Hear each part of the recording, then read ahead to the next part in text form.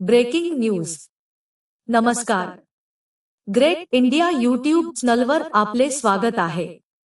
नागपूर. मुंबई उच्च न्यायालयाच्या नागपूर खंडपीठाचा एक महत्त्वपूर्ण निकाल समोर आला आहे.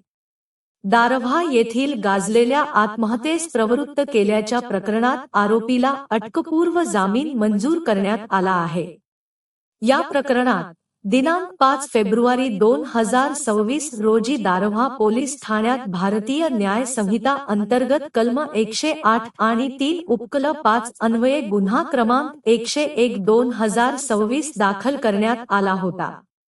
या गुन्ह्यातील आरोपी नवेद खान अहमद खान यांनी दाखल केलेला अटकपूर्व जामीन अर्ज म्हणजेच ABA क्रमांक 192/2026 हा दिनांक 17 एप्रिल 2026 रोजी माननीय न्यायालयाने मंजूर केला.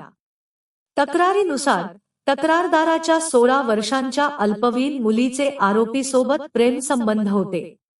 मात्र लग्नास नकार देणे आणि आरोपीच्या कुटुंबियांकडून झालेल्या कथित अपमानामुळे मानसिक तणाव निर्माण झाला आणि त्या तणावातून मुलीने दिनांक 1 जुलै 2025 रोजी आत्महत्या केल्याचा आरोप करण्यात आला होता. दरम्यान आरोपीच्या वतीने ॲडव्होकेट हसीब मिर्झा यांनी प्रभावी युक्तिवाद सादर केला. त्यांनी न्यायालयाच्या निदर्शनास आणून दिले की केवळ प्रेमसंबंध असणे किंवा लग्नास नकार देणे यावरून आत्महत्येस प्रवृत्त केल्याचा गुन्हा कायदेशीरदृष्ट्या सिद्ध होत नाही. माननीय न्यायालयाने हा युक्तिवाद गृहीत धरून असे नमूद केले की प्रथमदर्शनी उपलब्ध तथ्ये आरोपी विरुद्ध गुन्हा सिद्ध करण्यासाठी पुरेशी नाही.